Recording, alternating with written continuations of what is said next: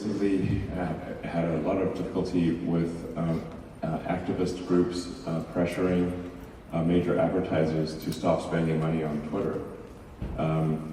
This is despite us doing everything possible to appease them and to make it clear that moderation rules and hateful conduct rules have not changed, and we're continuing to enforce them. This is tech billionaire Elon Musk talking at an event in New York following his $44 billion takeover of the social media platform Twitter. During the conference, he tried to assuage fears about rising levels of hate speech, but also swung the other way, complaining that those who are concerned about rising levels of hate speech are in fact seeking to quell free speech. But nonetheless, the activist groups have been successful in causing a massive drop in Twitter advertising revenue, and we've done our absolute best to appease them, and nothing is working. So this is a major concern, and I think this is frankly an attack on the First Amendment. If activist groups can pressure advertisers upon which Twitter is fundamentally dependent to suppress free speech, then that doesn't seem right. Since his takeover, dramatic staffing changes have set alarms ringing. Human rights defenders and those seeking to stop hate speech have warned that the platform, with 206 million daily users, will become a hub for attacks against minorities. What's driving Elon Musk's decisions at Twitter? How can minorities and human rights defenders be protected? And how will the ownership change affect the platform's decisions going forward? My name is Hugo Goodridge. Welcome to the New Arab Voice.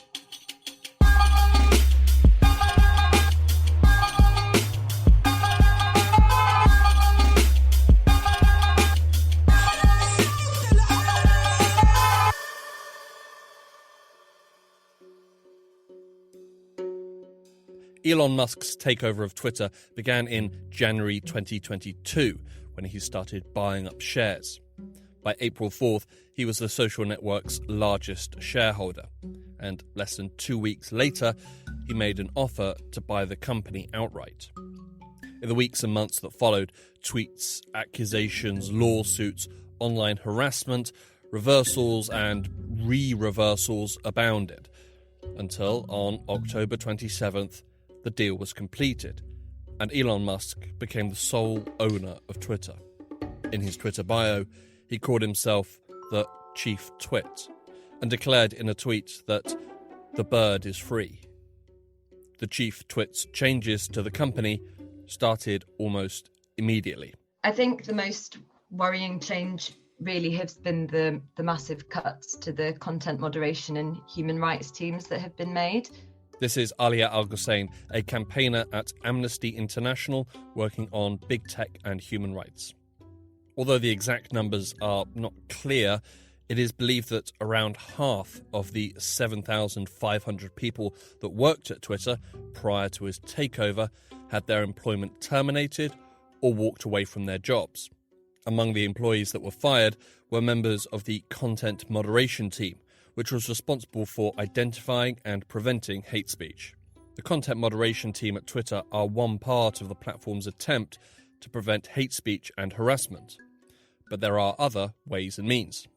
So, theoretically, there were 3 systems in place to deal with hate speech on the platform. This is Imran Ahmed, the CEO of the Centre for Countering Digital Hate. The first was algorithmic detection of hate speech, looking for patterns in words, identifying them and removing those tweets before they even reached the platform, so before they were published by Twitter on their platform. The second way was proactive work done by their trust and safety teams to identify bad actors to intervene there. And the third way was that they have a reporting system so that people can report hate. That will be assessed against the rules of the platform, the community standards, which are published on the website, and they will take enforcement action. Using technology, using a human team of monitors, and allowing the platform's users to proactively report hate. All good ideas, but there was a fundamental flaw. The truth is, the system never really worked. It was there as a fig leaf, like a sort of a fake fire alarm that isn't connected to an actual alarm or to the emergency services on their site. And in our studies, we showed that even if you report racist abuse against Muslims, for example, 94% of the time, no action is taken. In our most recent report, which is post-Musk, it's now 99% is left up, even when we do the hard work of reporting it to them. So really, Twitter hasn't been fit for purpose for a while, and now it's just broken. A broken system that has now been gutted. I think it's important to kind of highlight that Twitter does have existing guidelines which bans hateful content. In its guidelines regarding hateful content, Twitter says, quote, "You may not promote violence against, threaten or harass other people on the basis of race, religion, national origin, caste, sexual orientation, gender identity, religious affiliation, age, disability or serious disease." But the question is, at this point, what capacity the platform has to meet its human rights obligations generally, with these huge cuts to its content moderation and human rights teams, which have happened under Elon Musk. We have consistently highlighted Twitter's failings to address abusive content. That was a problem before Elon Musk took over. And again, the subsequent cuts will obviously make that much harder. And the other thing that I think is important to mention is that the fact that the decision has been made to kind of slash these content moderation teams also means that the platform's algorithms, which decide, what we see, those algorithms disproportionately amplify the most extreme content. And without the content moderation teams in place, it means those algorithms are free to really kind of run riot. For those of you not on Twitter, and even for those of you who are on Twitter but don't know how the site runs, algorithms are the technological beating heart of the site. Imran explains. One of the interesting features of social media platforms is that the most controversial content gets pushed to the top of your newsfeed. You don't actually see a timeline. What you see is a list of content ordered by how much engagement, so how much people responding to it, reacting to it, it's created. And quite often, hate speech creates more of a reaction, not surprisingly, than tolerant speech, because people, if they're angry, if they think it's disgusting, if they think it's right, they start talking about it, it becomes a subject of conversation in itself. And so what we see is that, in fact, you've got both individuals, of course you have organized groups like neo-Nazi groups and white supremacist groups, and you also have the algorithm itself driving up that content. So the way the platform works to grab our attention, to keep us arguing on that platform in a state of heightened emotion. If an individual or an organization posts hate speech, it can be spread by people who agree with the hateful sentiment of the message. Equally, it is also spread by people who are opposed to the message. Twitter's algorithm does not differentiate between support and opposition. It only judges engagement, regardless of the intent behind the engagement. The more engagement a post gets, the more it spreads. The more it spreads, the greater engagement, and so on and so on.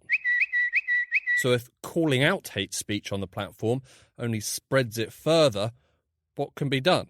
Actually, because platforms are driven by engagement, what you have to do when you see hate is ignore it, block the person sending it so they can't get to you anymore, take a little bit of a break and then report it.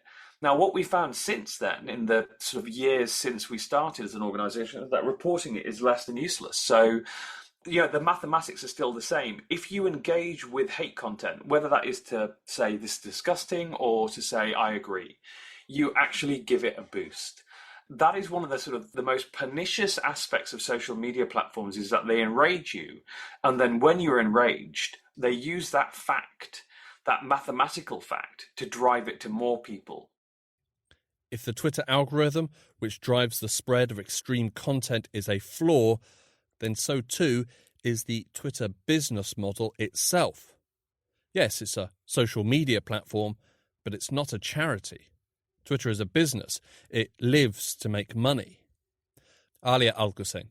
It's really important for us to understand as people interested in these issues, as people who use the platform, but also, the international community, that the business model of these big tech companies is toxic. It allows for the worst aspects of human nature to be played upon and to be drawn out. And I think that although the Elon Musk takeover has, of course, changed things at Twitter, it's really important to understand that these issues are fundamental issues which were present even before the takeover.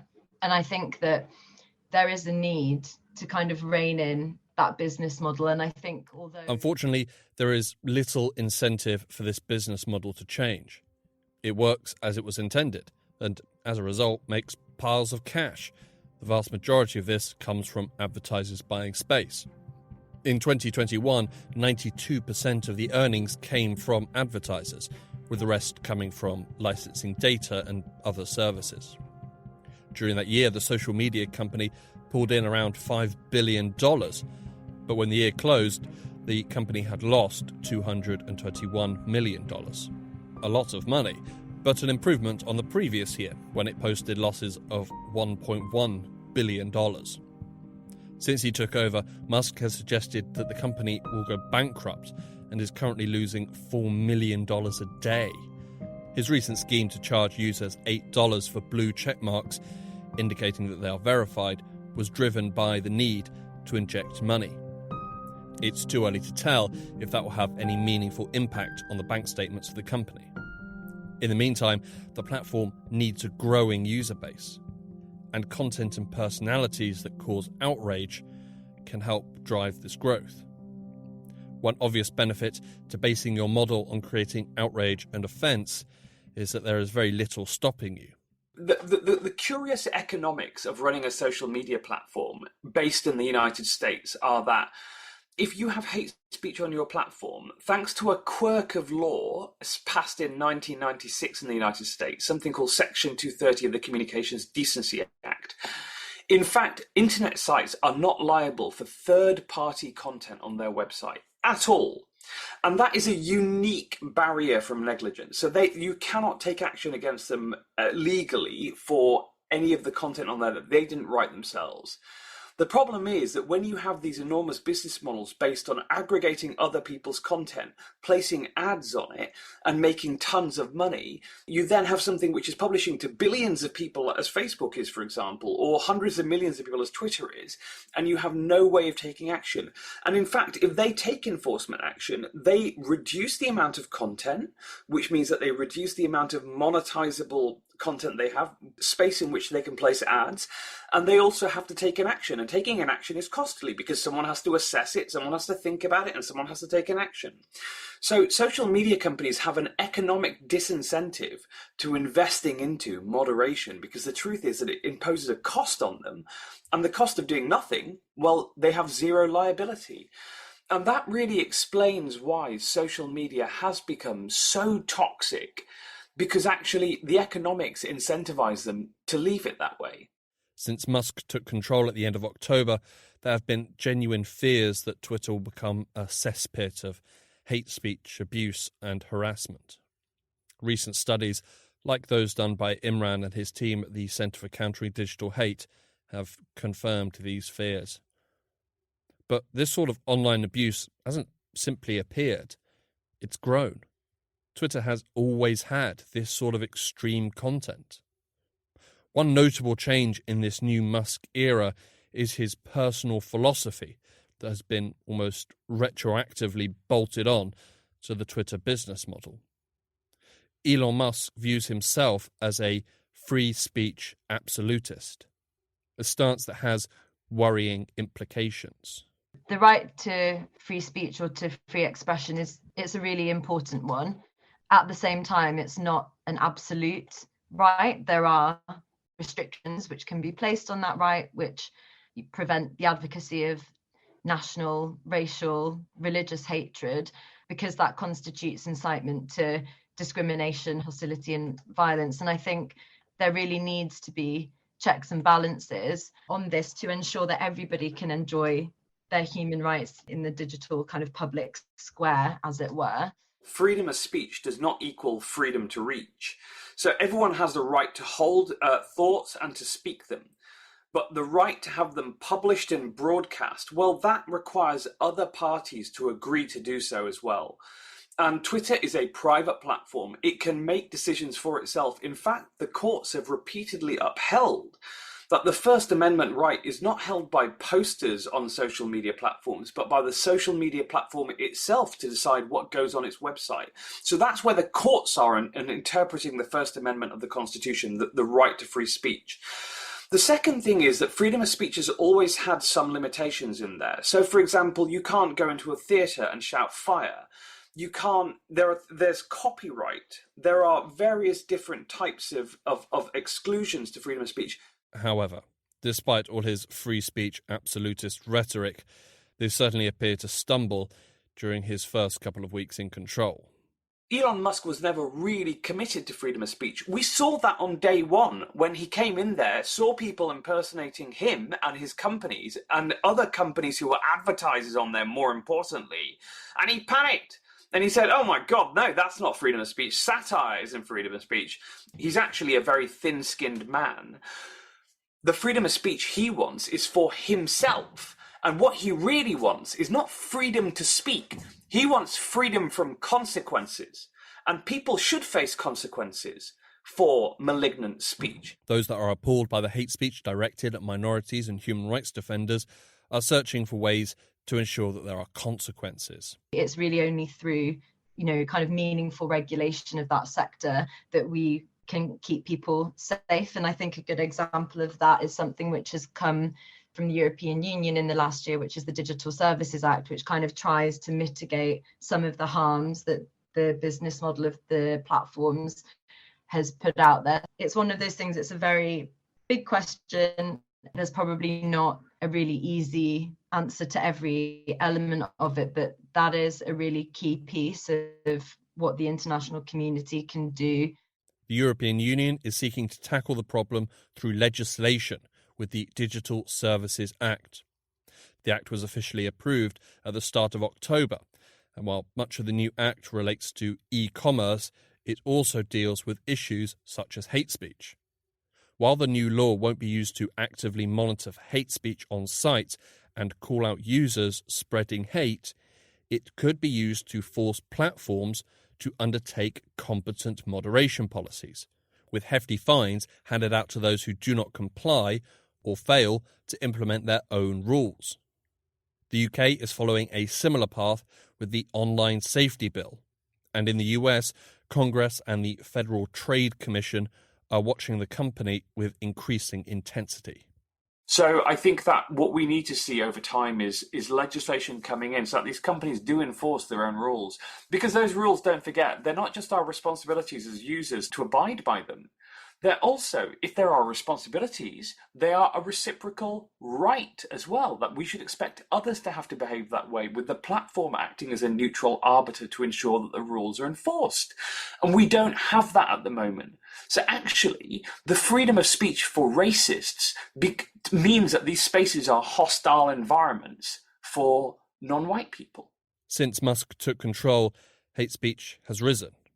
His philosophy of free speech absolutism sadly means that more people with objectionably racist, bigoted and homophobic views will be attracted to the site.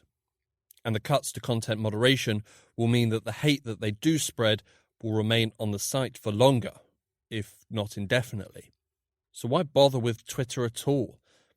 Is it even worth the fight? Social media platform, but I think what is very clear is that it has been a vital space for activists, and so it's really important that they are kind of able to use the platform in a way which feels safe, and it's been a really important tool for people to reach out. Like, also I'm just thinking about a lot of the coverage of Allah during COP27 that came out through Twitter, and so I think it's really important that activists can continue to use the platform.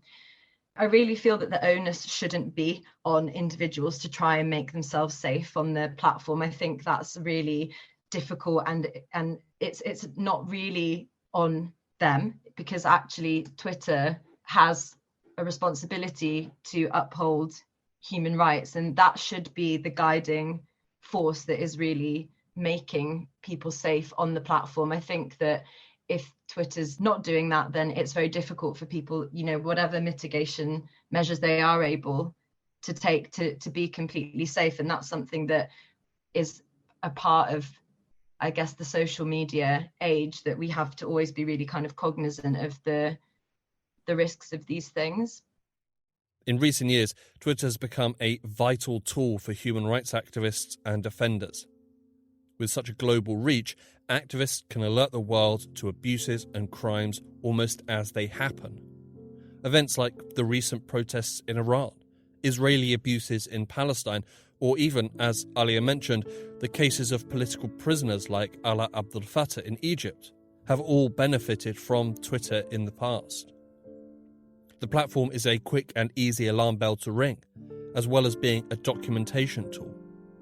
But a failure to protect human rights defenders from those who seek to silence them could put an end to this. If content which constitutes discrimination or hostility or is inciting violence is aimed at human rights defenders or people from minority communities, marginalized communities, the impact on them is that they then might stop speaking out or feeling able to talk about the situation in their country or just even their personal experiences. And so I think with this idea of free speech absolutism, it makes me wonder whose speech we're talking about. The proliferation of hate or content which is inciting violence will obviously be silencing to some people and the people who it's aimed at. Shortly after Elon Musk took over Twitter, the company's head of trust and safety said in a tweet that they had managed to clamp down on hate speech. The following day, he resigned.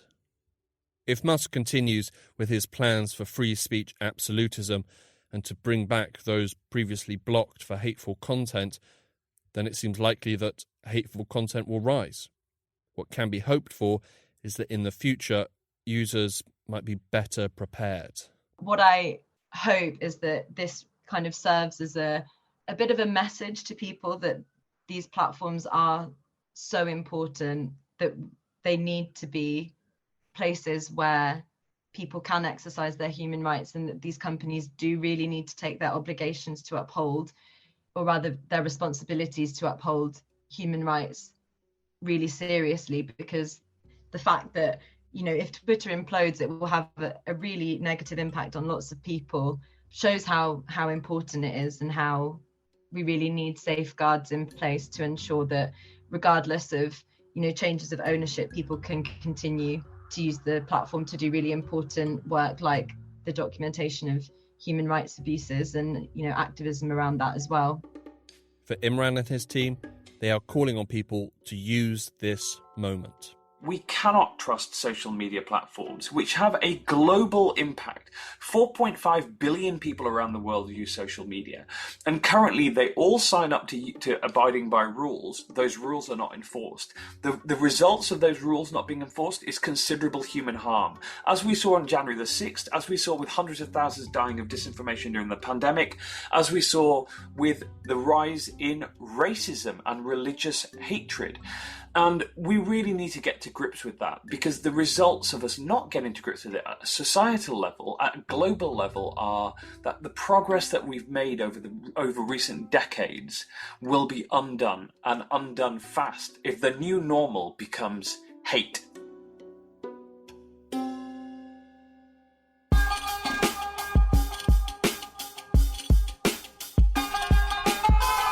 This episode of The New Arab Voice was written and produced by me, Hugo Goodridge. Our theme music was by Omar El Phil. The New Arab Voice will be back next week. Until then, you can find all our previous episodes on all major podcast platforms. You can also check out our Instagram page and our Twitter account, both at The New Arab Voice, for additional content. You can subscribe to the podcast so you never miss an episode, and you can also rate and review, which helps us spread the word. Don't forget to follow The New Arab on Facebook, Twitter and Instagram for all the latest news from the region.